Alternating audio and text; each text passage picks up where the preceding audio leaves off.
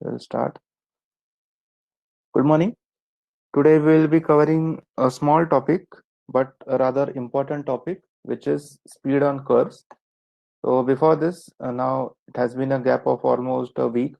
So just to revise what we have covered so far. So we were dealing with the concept of superelevation. So we saw what are the objectives of providing this superelevation. Then we saw the actual derivation in which we considered the forces which are acting on the train which is moving or traversing a curve, and those forces need to balance out. So mainly we have the centrifugal force which is trying to push your train away from the curve and or try to overturn it, but to balance it you have a weight component, W sine alpha, and we just equated the both equations to get the equation for our superelevation, which is E is equal to gv square upon 127r. This is something that was not there in the previous slide. So there are limits for superelevation as per Indian Railways. So this is the standard table taken from the Indian Railways. So if you see here, according to the gauge that you have, broad gauge, meter gauge, and narrow gauge, and according to the speeds, they have bifurcated that if you have speed less than or equal to 100, or for high speed trains, then what are the limits of superelevation. It's not like you can tilt your railway track as much as you want. Obviously, if you tilt it beyond certain limit, there are chances of uh, overturning and derailment even at low speeds because the tilt is too high. So to limit that tilt, there is a limit on the superelevation. If you see now these values, whatever you see, 14, 16.5, they are the values of superelevation in centimeters. So this is just the addition that I have made in the previous slides. Then we saw the concept of cant. So cant is nothing but the angular measure of your superelevation.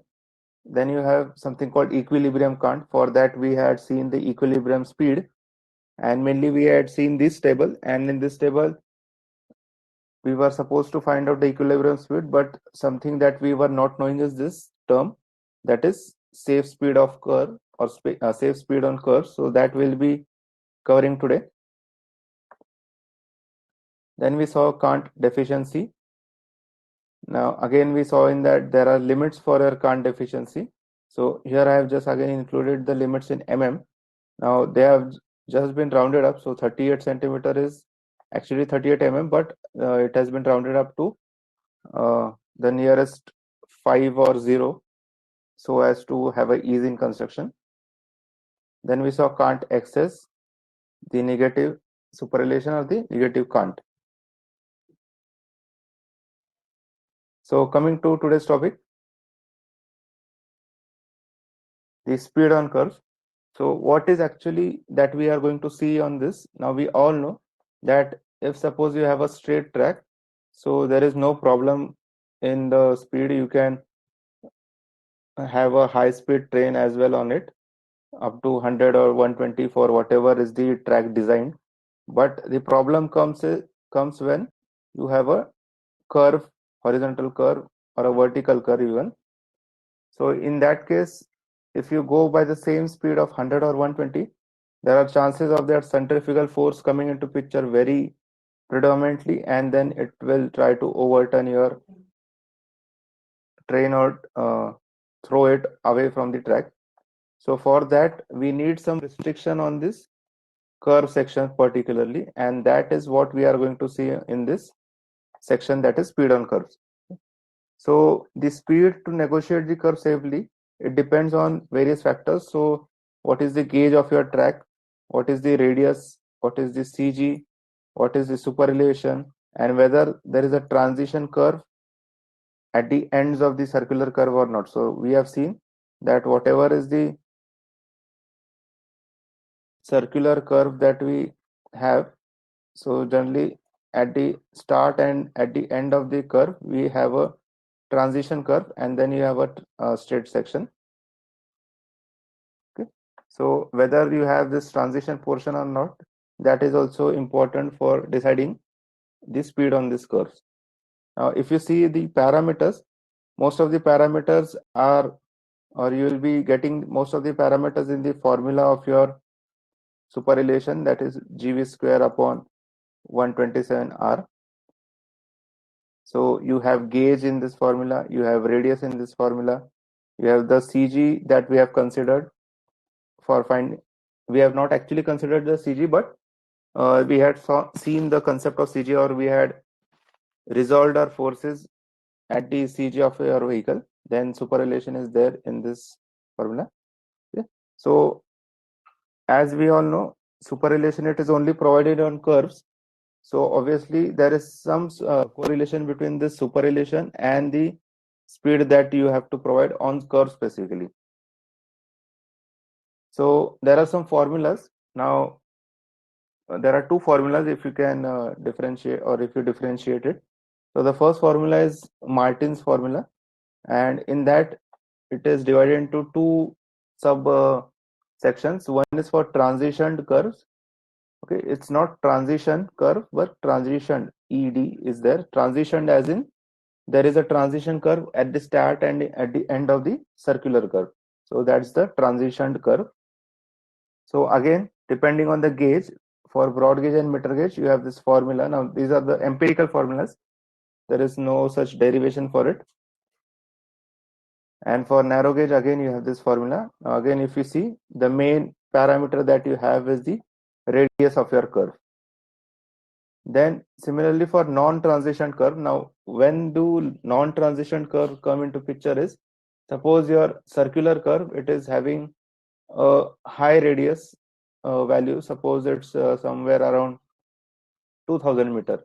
Now 2000 meter radius, if you see, so such kind of curve, you will not even come to know that there is a curve. There is a very negligible tilt in your track, which cannot be seen by the naked eyes. So for such curves, maybe I'm not specifying the limiting value. I am just taking this for an example. So for such high values of your radius, the curve is almost flat. So there is no need of transition, because the straight track is almost similar to the curved track, and also the superelevation is very low. So there is negligible tilt. So maybe there is no transition for such curves. Okay, so there are curves in railways also which are non-transition. So for that also, again, we have a broad gauge, meter gauge. For that we have a speed that is 4/5 of the speed calculated in 1A. So whatever we have calculated in this, so we just reduce the speed, so that, because there it is a non-transition curve, so just for safety purpose we do that. And for again non narrow gauge, we have the value that we have calculated in 1B. So that again we divided or multiplied by 4/5, and we keep it for narrow gauge, we keep a limit of 40, because narrow gauge is, the track capacity is very less, the gauge being very less. Okay? And for high speeds, you have this formula. Now, why I have just gone through these formulas is, these formulas, if you see, they are old ones. Okay, in the initial phases of Indian Railway, these formulas were used, but they are no longer used nowadays. So that's why I have just mentioned them and not explained them in detail or spent some time on it. But instead, what we have is, nowadays in Indian Railways, there are revised formulas for the speed on curves, and this we are more interested in discussing further. So again, if you see, depending on the gauge that you have, broad gauge, meter gauge, or a narrow gauge, you have a formula for this speed on curves. That for broad gauge, suppose it's V is equal to 0.27 under root CACD into R. Now, what is the CACD? So CA is nothing but the actual cant which is provided, okay, or which is calculated, and CD is the cant deficiency permitted. It is not only the cant deficiency, but it is the permitted value, that the maximum value of the cant that is provided, or that can be provided for that particular curve. So it's that value, and both the values are in mm, and rest of the values, V is in kmph you get, and R is in meter. Okay. So the formula just changes for broad gauge, meter gauge, and narrow gauge. For narrow gauge, again, you have a maximum limit on 50.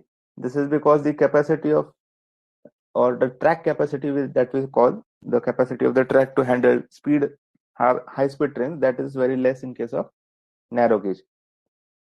Now, to actually understand these formulas, okay, in your new, as far as the syllabus is concerned, SPPU syllabus, you just have the formulas.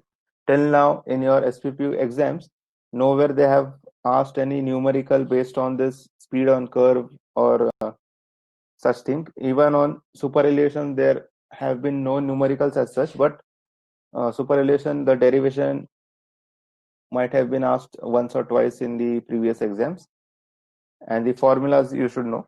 But apart from the exam point of view, to understand the concept of this speed on curves, if you solve a numerical, you get to know it a better way. So what I have done is, there is some correlation, as you all know, between this speed on curve and this equilibrium speed, because to calculate this equilibrium speed, we have two options. Either we calculate two values, 3/4 of the Vmax in case of speeds, maximum speed greater than 50 kmph, and then we calculate the safe speed on curve, and amongst this, whichever is the minimum, we term that as an equilibrium speed, and using this equilibrium speed, then we calculate the equilibrium count. So unless and until you fix the safe speed on curves, you can't really decide that what can't you need to provide. So it's a correlating thing. You can see in speed on curves formula, you have the values of Kant or the CA and CD values. So you will say that if we are already considering the CA value here, so how come again we are using that safe speed of curves to again calculate the equilibrium count? So there is a difference in equilibrium count, as you all know. Equilibrium count is nothing but it is not the actual speed or the higher speed. It is somewhat a speed which is designated to accommodate all the variety of trains of all speeds. And in this CA, what you have is the actual count, which is calculated using the formula for some high speed trains. Okay, you'll come to know once we see the explanation. So purposefully, I have again shown this slide so that it will be a sort of revision to you. This we have already covered in the last lecture. So just remember this. And now, what to make you understand in a better way, what I've actually done is I have taken a scenario, again a known scenario, that Pune to Karjat section, and I have divided into two parts: Pune Lonavala line, or section we call it in terms of railway. We call it is a line or a section. So Pune to Lonavala section I have taken, and then I have taken a Karjat to Lonavala section. Now, purposefully, I have taken Karjat to Lonavala and not Lonavala to Karjat, because just I wanted to show you the variation in speeds. So Karjat to Lonavala, it's an upgradient. So the speeds are slightly less than the speeds on Lonavala Karjat section. Both are hardly have a plus minus of 5 kmph or so, you can say. But then too, on Karjat Lonavala section, you have a comparatively less speed because it's an upgrade. So what I have done is I have just found out this data. Now this is not an assumed data, but this data I have actually collected from a website. I'll also just quickly show you that. So if I just type Pune Lonavala local on Google, and I have to search for this website, indiarailinfo.com. So it's a government website. If I go on it, I get such display that I get the details of that Pune Lonavala local, that what is the timetable of it, okay, what is the availability, fare chart, map, trips, etc., all these things, and you get this table Now, if I just show all intermediate stations, so Lonavala local, it stops on all stations. So if you see here, they have given the speed values. Okay, these are the actual speed values which are provided by the Indian Railways through the operation that they have been doing of that, or operating conditions that they have been doing on that train. So they have given the kilometers, how much kilometers is traveling, and the speeds. Okay. And then there is also another other information that when it arrives, when it departs, what's the halt that it has, and all such things. So from this, I have actually collected the data that I am showing here. So Lonavala local, what I have just summarized is the speed values. This is the column which is average speed in kmph, and this average speed is for full journey. Full journey, as in, you will come to know why I have taken full journey. So Lonavala local, it goes from Pune to Lonavala or Lonavala to Pune. So for that Pune to Lonavala distance, on an average, it has a speed of 48 kmph. And specifically, again, if I come Pune to Lonavala line, so obviously this Lonavala local, it runs only from Pune to Lonavala, or it utilizes only this line. So I have just given the minimum and maximum values of speed within this section. Okay, so your local train, it has minimum speed of 32 kmph and maximum it has 90. Now this may seem a bit high value for you, but this 90, just to clarify it, this 90, if you see, it is just traveling this 90 kmph for a stretch of 300 meter between Begdewadi to Shelarwadi cabin. So that's why I've written 90. Here you can also see 101 or 92, but here they have some calculation errors. So if you just calculate the distance and the time required, if you match it, this speed value doesn't match. It comes out to be 70 something around here. It matches over here. So for just a 300-meter stretch, it goes the top speed of 90. So that's why I've considered that. And then I've considered another train, which is Lonavala Daund passenger, which you all know, the one passenger which travels every day from Lonavala towards Daund and comes again back. So for that train, now the journey is from Lonavala to Daund. It's not only till Pune. So from Lonavala, it crosses Pune and then it goes ahead towards Daund. So for that, you have an average speed of 49 kmph, and that train specifically, it has a minimum speed of 24 and maximum of 80. Okay, and as it travels only, or these two trains, Lonavala local and Lonavala Daund passenger, it travels only in Pune to Lonavala or on this line. So you can see Karzat Lonavala line, I have just put it a dash because it doesn't go beyond Lonavala towards the Karzat side. Then I have considered three more trains. One is the Deccan Express, again the Deccan Queen, which we say, famous name. So that train, it goes from Pune to Chhatrapati Shivaji's terminus, Mumbai. So that train, the journey starts from Pune, it ends to Mumbai. So that total journey, for that total journey, the average speed is this 47. And now you will understand the concept of section, that I have only considered Pune to Lonavala section or Pune to Lonavala line. So between that stations, whatever is the data that I get, as I have collected data or shown you the data for this Pune Lonavala local, if I just search here the Deccan Express, and again I go to the website of that Indian Rail Info. So this is the train for CST to Pune. I want from Pune to CST, so I'll just click on this return. So now I'll be getting the journey of that train from Pune to CST. And if I click on this all intermediate stations, so I'll be getting the all the stations that it crosses. So at some stations only it halts, but why you need this is you will be getting the speed values then, all the speed values. So what I've done, I have just seen the values for Pune to Lonavala, and then only those values I have just summarized in this table over here. So only in that section, Pune to Lonavala section, the minimum speed is 21 and maximum it goes up to 65. And now that train, it crosses the Lonavala Khandala Ghat, goes down to Karzat and all the way to Mumbai. So it travels on this Lonavala or Karzat Lonavala line. So for that, the speed varies from 32 to 28. Okay. At some station, it reduces its speed to 28 also. So that's why a range has been given. Similarly, for Pragati Express, these are the values. 54 is the average, and then minimum is 43, maximum is 80. And Karzat Lonavala line, it has more speed than your Deccan Express, so it's 42 kmph.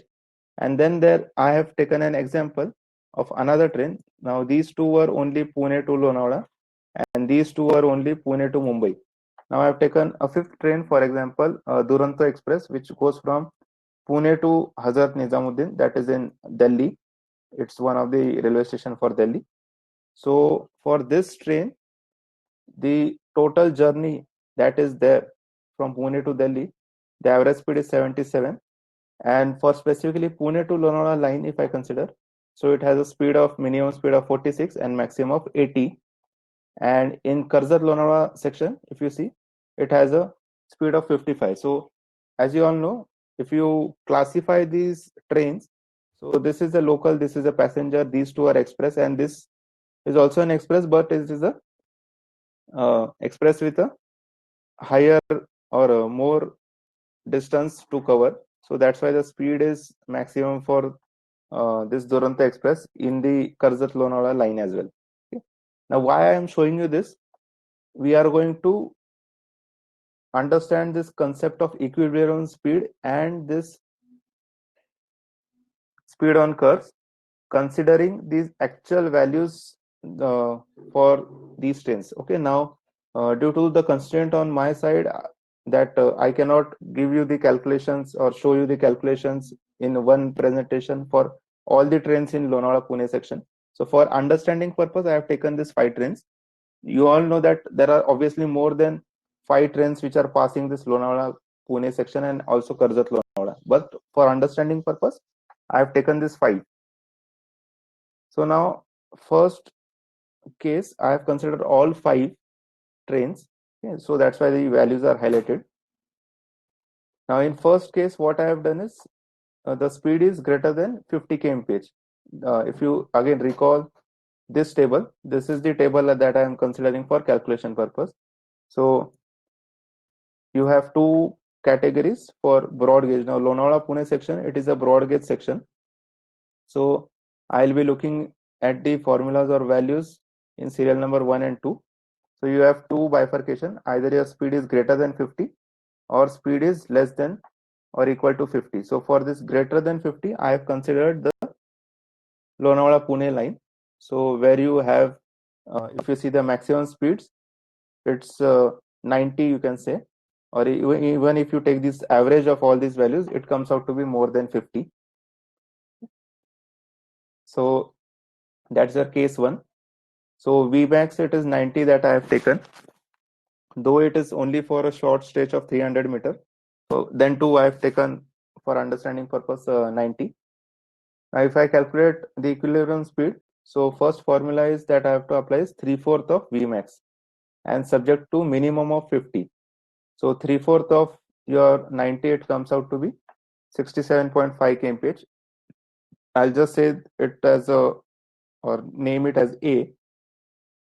The second formula that I need to apply for finding out this equilibrium speed is the safe speed on curves. Now we have seen the safe speed on curves, the one that is actually used nowadays.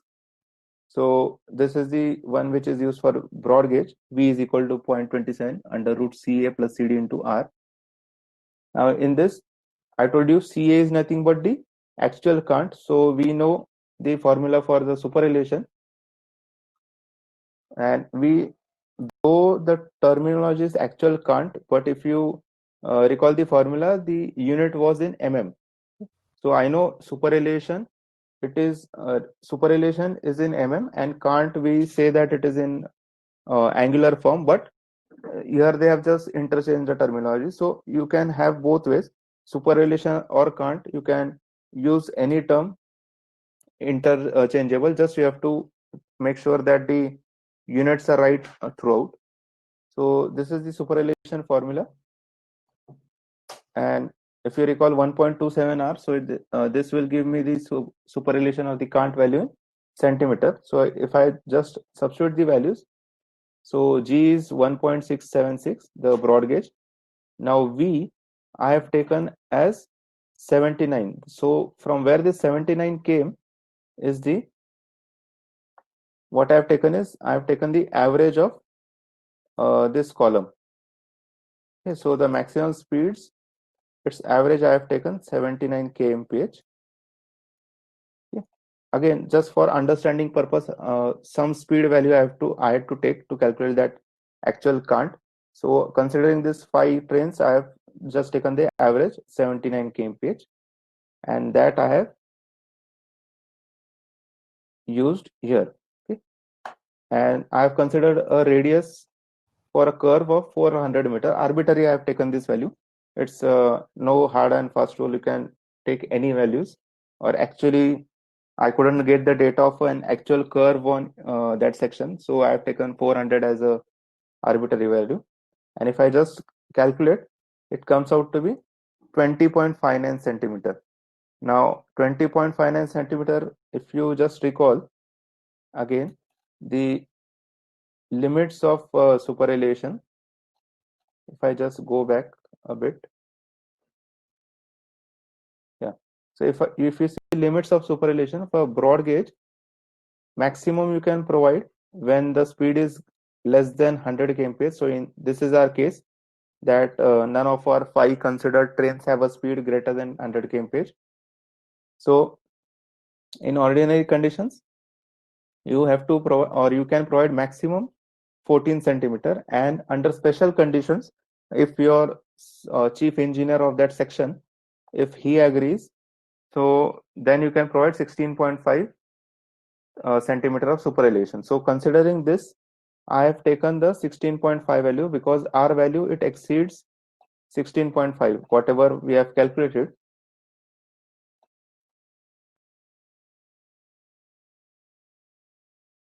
So whatever we have calculated here, so if you see, it exceeds your 16.5 value. So we actually cannot provide this much uh, tilt or superelevation. So we have taken this 16.5 centimeter as a value. Okay, just I have written in mm. Now next is the uh, term CD. So CD, if I consider, so CD is nothing but, I told you, it is the Kant deficiency permissible, or permissible Kant deficiency. So permissible values are these values in this column. So for broad gauge, you have a permissible value of 75 mm. So this value I'll be using. So CD is equal to 75 mm. So this 75 came from that table. Now if I just substitute the values over here, so 0.27 into CA is 165 in mm, and CD is 75 into 400 is the radius of the curve in meter. So it comes out to be 83.65 kmph. Okay, the speed value. Now this is, I'll just name it B. Now according to equilibrium speed, if I have to calculate the equilibrium speed for this case, so it is minimum of A and B. It is the same concept that is given in this table. So again I am coming back to this table just to make you understand what we are doing. So we are calculating right now the equilibrium speed for this condition when your speeds are greater than 50 kmph. So we found out this 3/4 of Vmax, that came out to be 3/4 of 90, 67.5. And then speed of curves, we applied the formula, and then we have to find out the equilibrium speed as minimum of A and B. So that's why we have done all these calculations, and then whatever are the A and B values, so out of that minimum we have found out. So minimum or the equilibrium speed, it comes out to be 67.5. So this is how we come to a conclusion that what should be the equilibrium speed. And now, based on this equilibrium speed, suppose that in Pune-Lonavala section, only those 5 trains are going to run. Okay, hypothetically, just assume, and only if those 5 trains are going to run, so I will be providing, or for that those 5 trains for Pune to Lonavala line, the equilibrium speed will be 67.5 kmph, and for this 67.5 kmph, if I apply the formula of E is equal to GV square upon 127 R, so whatever E value that I'll be getting, that E value will be the equilibrium cant or equilibrium superelevation. Okay, and that actually we will be providing, and then after providing that on the site, okay, this will be provided on the actual site.